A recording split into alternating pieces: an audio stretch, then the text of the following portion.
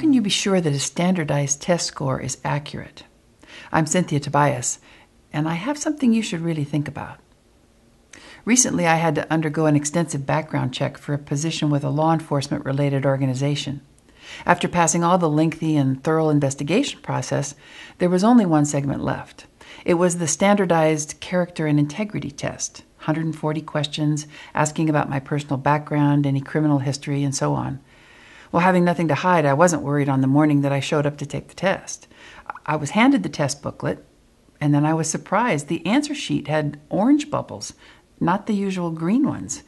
Now, I'm very visual, and I was kind of thrown by the change in color, but I got through the test all without a problem.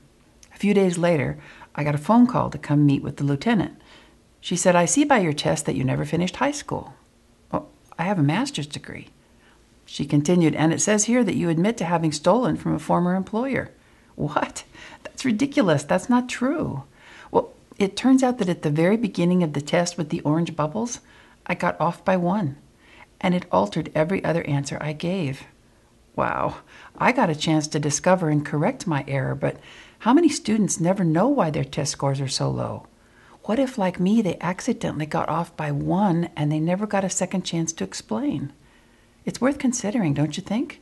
Even a standardized test can be affected by a matter of style.